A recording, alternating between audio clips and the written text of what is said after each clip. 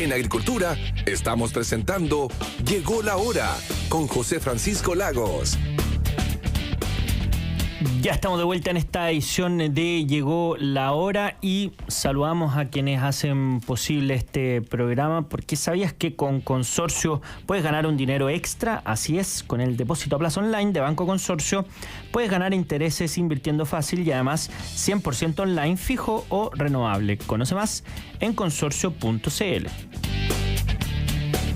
Y Starke, lo último en energía solar y artículos agrícolas con más de 10 años de experiencia en el rubro. Contamos con todos los productos relacionados con el campo para una ayuda en la tarea diaria y de una forma eficiente. Visítanos en www.starke.cl. Y empresas de seguridad hay muchas, pero para cuidar tu negocio solo vas a querer la que te dé más confianza. Aires Security, con más de 20 años de experiencia en servicios de guardia de seguridad y soluciones tecnológicas para brindarte la tranquilidad que necesitas. Contáctanos a través de nuestra página web a www.airesecurity.cl. No dejes la seguridad de tu negocio cualquiera, confía en los mejores Aires Security. Y ya estamos con nuestro invitado, Cristian Pizarro, editor del Cuerpo de Reportajes de Mercurio. Cristian, ¿qué tal? Bienvenido a esta edición de Llegó la Hora. Hola, José Francisco, ¿qué tal? ¿Cómo estás? Muy bien, muchas gracias, Cristian. Están pasando cosas, está revuelto el ambiente político y una de lo que ha marcado la agenda los últimos días es el anuncio de esta acusación constitucional contra el ministro Giorgio Jackson. Esta ya es la segunda acusación que enfrentará el ministro y algunos señalan que esto tiene ciertas particularidades a diferencia de las presentadas anteriormente, y es que no se habían pronunciado tantas personas a favor como en este caso. Va a ser promovida por republicanos. Chile Vamos ahí está en la duda respecto a si firmar o no la acusación constitucional. Algunos en amarillos y en demócratas han dicho que van a evaluar los antecedentes. Incluso algunos dijeron que hay antecedentes suficientes para que se presente esta acusación constitucional. Entonces, ¿cómo se está viendo el panorama que va a enfrentar el ministro Giorgio Jackson?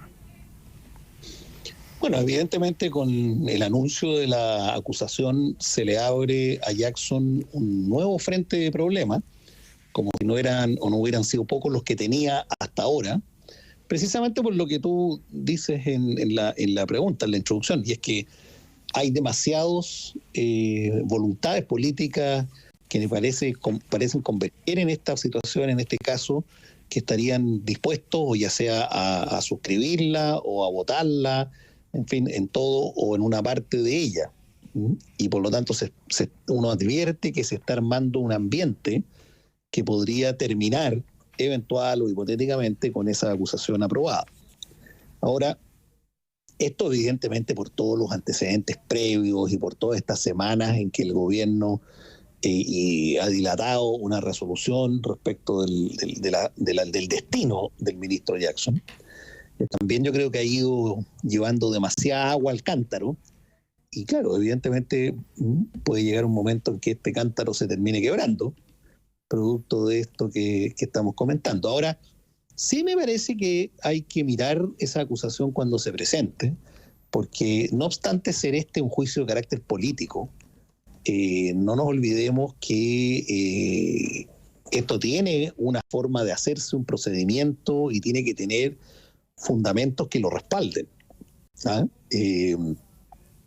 Entonces, bien, habrá que ver cuáles son esos fundamentos que los acusadores indican que finalmente el ministro ha violado y por lo tanto lo hacen merecedor de que la acusación sea aprobada.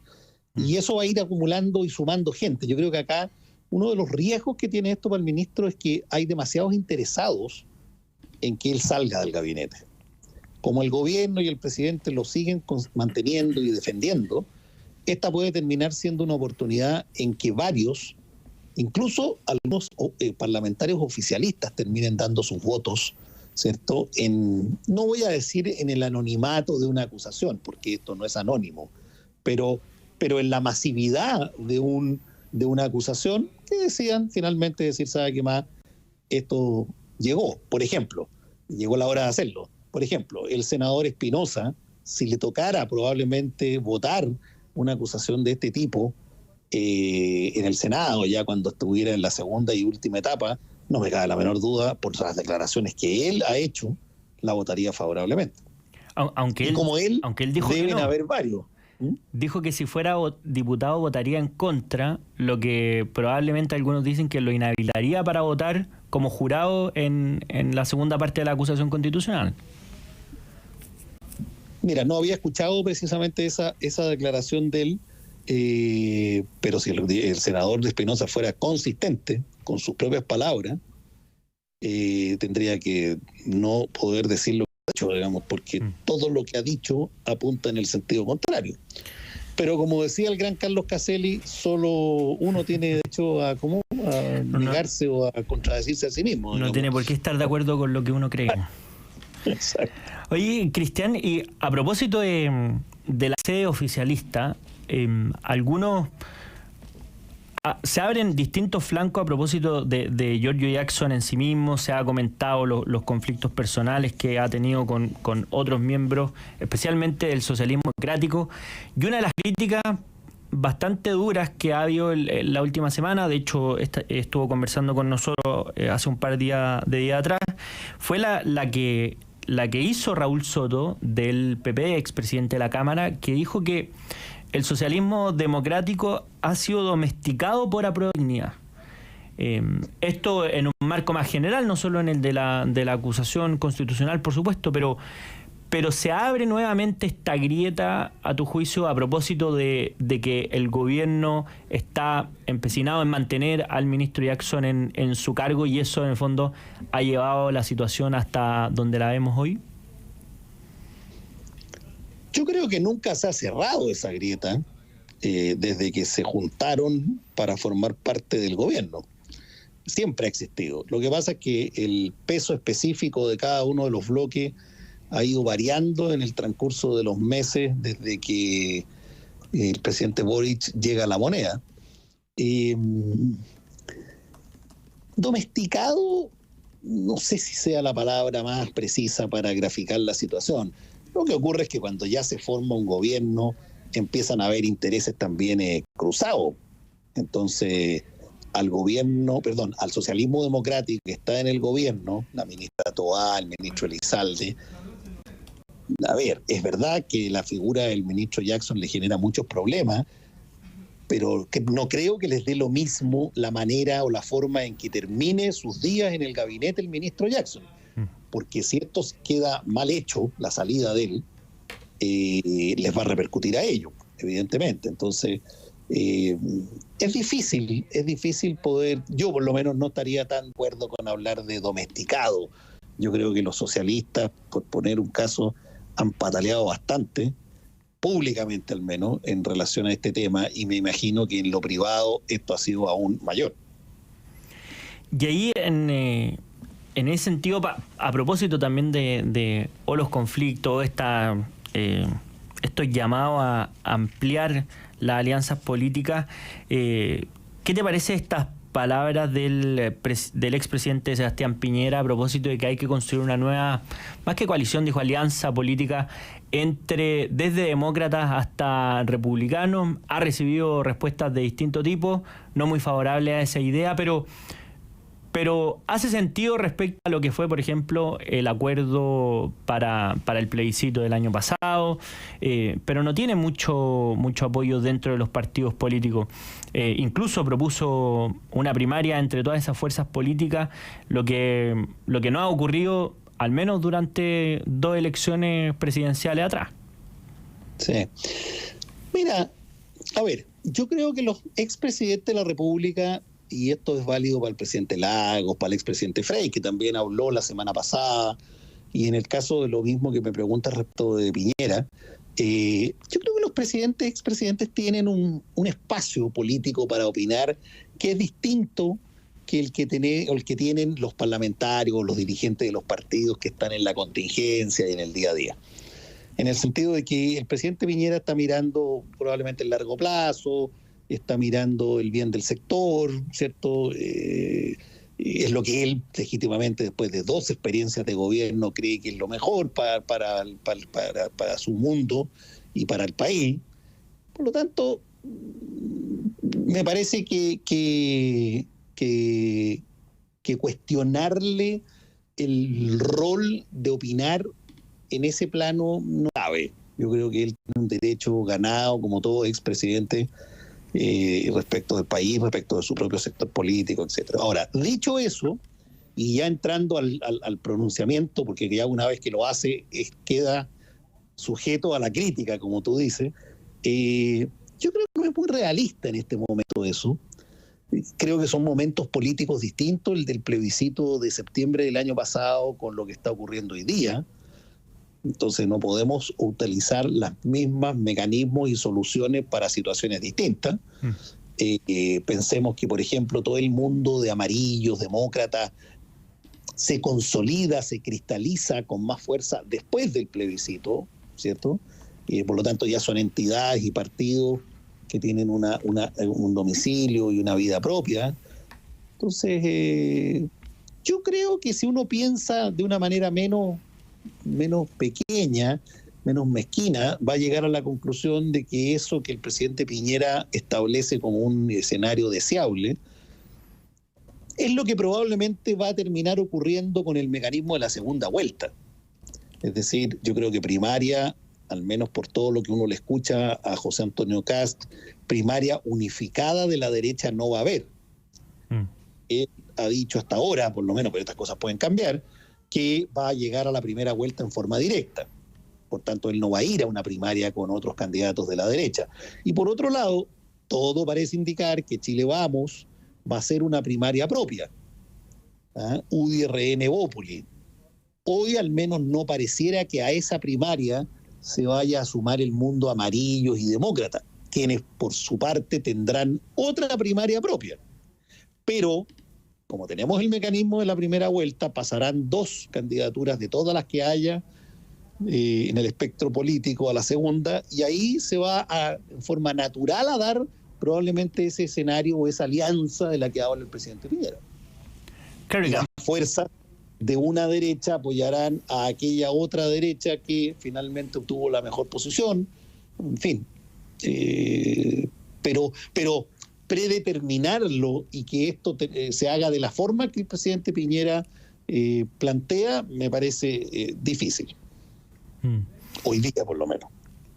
Oye, Cristian, y a propósito del marco general que hasta hoy día en el debate, los últimos días y, bueno, meses ya, ¿cómo te parece que está o el cariz que ha adquirido el caso Convenios? Porque ya hemos visto algunas cosas relacionadas con la institucionalidad en general a propósito de la discusión respecto a las modificaciones que habría hecho la DIPRES para las gobernaciones regionales, y ahí ya hay una cuestión bastante gruesa, bien importante. Algunos incluso ya han dado luces de una revisión de la institución de las gobernaciones regionales e incluso los consejos regionales mismos a propósito de si verdaderamente están cumpliendo o no su objetivo de lograr mayor descentralización, como por ejemplo el diputado de Amarillo Andrés Joané, que además sabe de eso porque fue intendente durante el gobierno de la presidenta Bachelet. Y por otro lado está este caso relacionado con los partidos políticos propiamente tal del gobierno, donde ahí evidentemente le cae el peso no solamente a Catalina Pérez, a Daniel Andrade, sino que ahí es donde más se asocia a la figura de Giorgio Jackson, porque en el fondo estas personas relacionadas son también las políticamente más cercanas al ministro de Desarrollo Social. ¿Cómo se está viendo ahora el panorama a propósito de ya estas distintas derivadas que ha habido y donde el gobierno ha intentado impulsar una agenda distinta, sobre todo, por ejemplo, en materia de pensiones, pero ahí también está empantanada, por decirlo de forma más simple? Mira, lo hemos comentado, creo, en los últimos programas. Este es un caso tan diverso, vasto, amplio, extenso, que tiene ramificaciones hacia todos lados. Tiene ramificaciones hacia, bueno, la agenda del gobierno y sus reformas emblemáticas, pacto fiscal, entre paréntesis tributaria, ¿cierto?, y reforma previsional. Eso claramente está comprometidos producto de este mismo problema.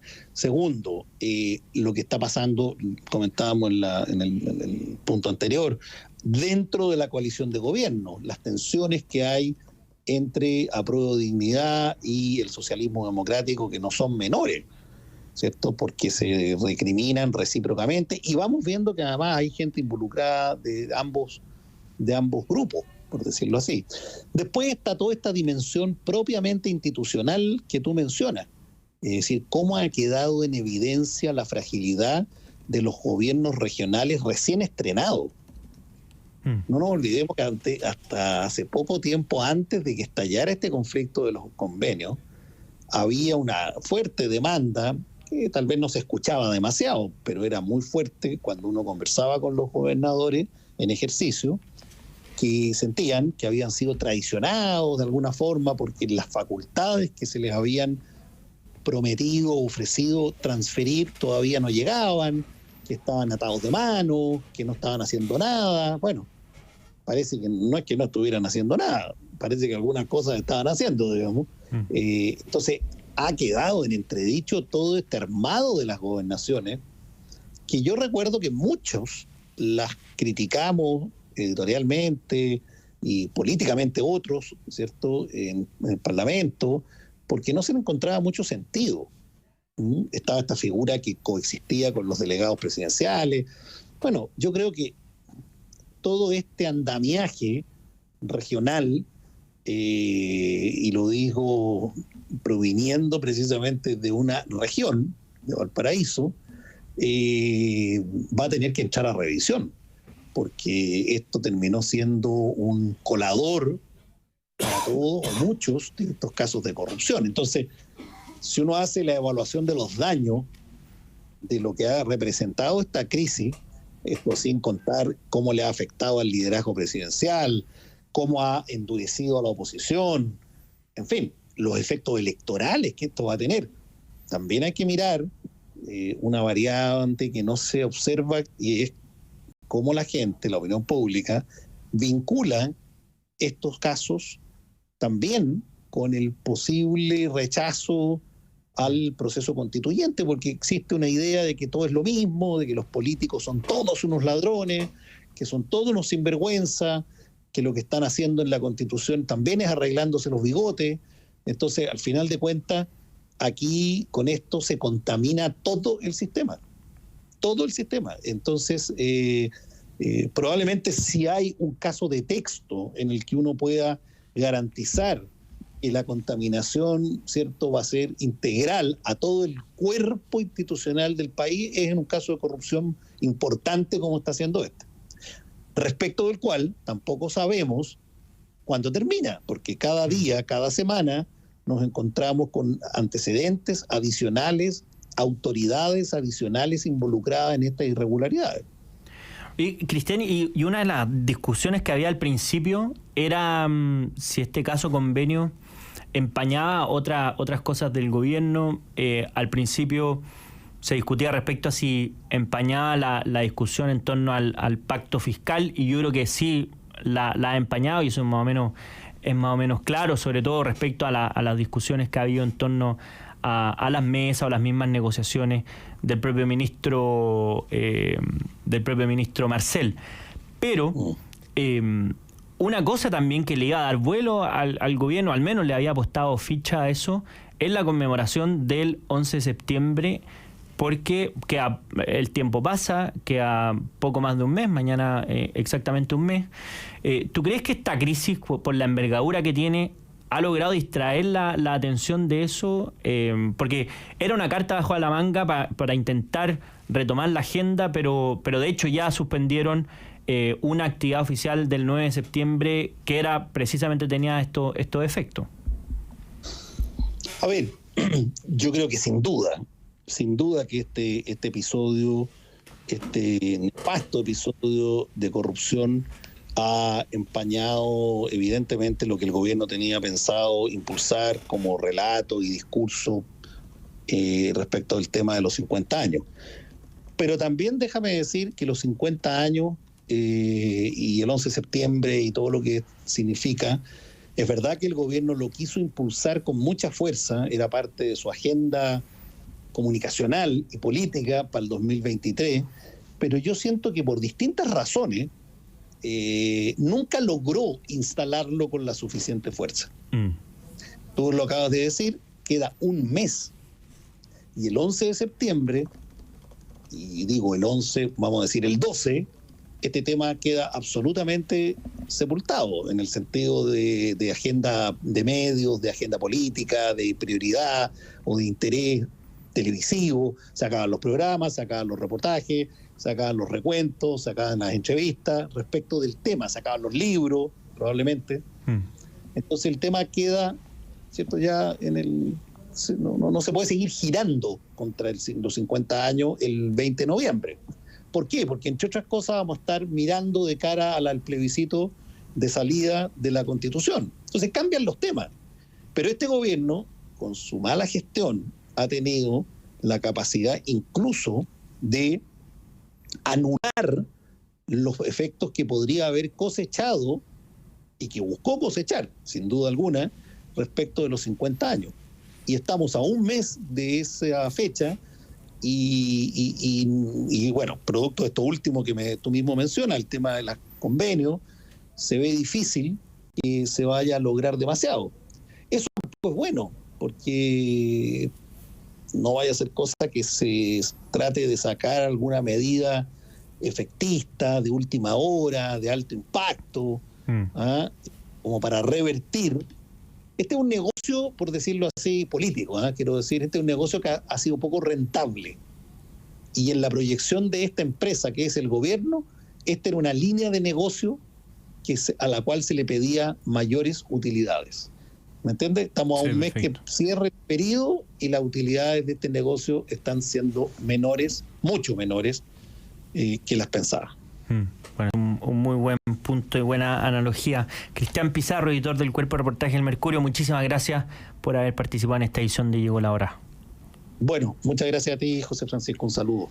Muchas gracias por eso. Nosotros nos vamos a una breve pausa y ya volvemos a la vuelta con el diputado Francisco Undurraga analizando este anuncio de acusación constitucional. ¿Estará con la acusación? ¿No estará con la constitución? Lo sabremos a la vuelta de esta pausa. No se vayan.